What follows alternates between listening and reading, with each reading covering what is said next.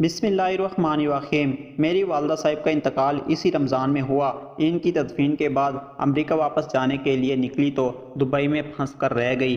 عید Dubai میں ہی گزارنی پڑی مجھے۔ جب بہن بھائی، والد صاحب اور شوہر بچوں نے عید کی مبارکباد دی تو شدت سے ماں کی کمی محسوس ہوئی۔ نہ جانے کیوں میری آنکھیں نم ہو گئی۔ مجھے یاد آئے کہ میری ماں جب مجھے عید مبارک کہنے میرے گھر آتی یا مجھے کال کرتی تو میری اور بچوں کی فکر میں اس قدر ہلکان ہوتی کہ انہیں مبارکباد کہنا یاد ہی نہ آ رہتا۔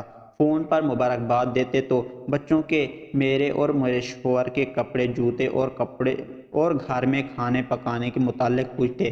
اگر میرے گھر مبارکباد دینے آتے تو سارا وقت میرے گھر کے کاموں میں میری مدد کرتے ہوئے گزار دیتے۔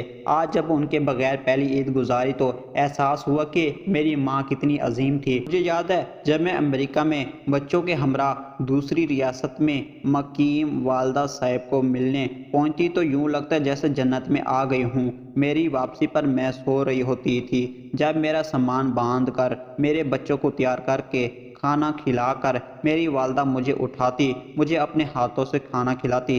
میرے کھانا کھانے سے پہلے میرا بھائی میری والدہ کے حکم پر میرا سامان گاڑی میں رکھ کر گاڑی سٹارٹ کر کے میرا منتظر کھڑا ہوتا تھا۔ میں کھانے سے فارغ ہوتی تو میری بھابیاں میرے لیے دو دو سوٹ تیار کر کے کھڑی ہوتی تھی۔ میں اپنی پسند کا سوٹ پہنتی اور والدہ مجھے لے کر ایئرپورٹ کی جانب چل دیتی۔ پتہ نہیں کتنی بار ایئرپورٹ سے واپس آنے کی بجائے میری والدہ ٹکٹ لے کر میرے ساتھ مجھے گھر چھوڑنے چلی جاتی۔ اگر میرا بھائی روکتا تو وہ کہہ دیتی میری بیٹی چھوٹی ہے، اتنے بچوں کے ساتھ سفر نہیں کر سکتی۔ میری والدہ جب بھائی کے روکنے کے باوجود میرے ساتھ جانے کو راضی ہو جاتی تو میں بھائی کو چڑھنے والے انداز میں ناک چڑھاتی اور میرا بھائی شرارت سے مجھے مارنے کو دوڑتا۔ جب تک میری ماں زندہ رہی میری کبھی کوئی فلائٹ مس نہیں ہوئی۔ پہلی بار والدہ کی موت کے بعد اکیلا سفر کیا تو احساس ہوا کہ ہر کام وقت پر ہو جانے میں میرا کمال نہیں تھا، میری والدہ کی کوشش تھی۔ دبئی میں بہن بھائی بچوں سے دور اکیلے عید گزاری۔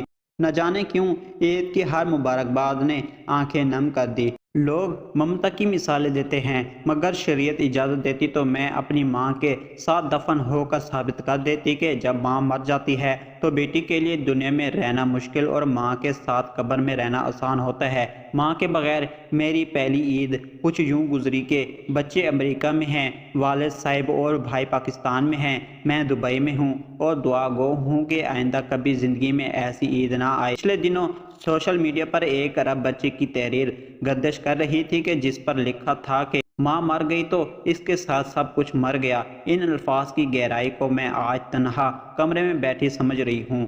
میری دعا ہے کہ اللہ تعالیٰ سب پر ان کی ماؤں کا سایہ قائم رکھے اور مجھ سمیت جن کے والدین میں سے جو گزر گئے ہیں ان کو جنت الفردوس میں جگہ عطا فرمائے۔ آمین ثم آمین۔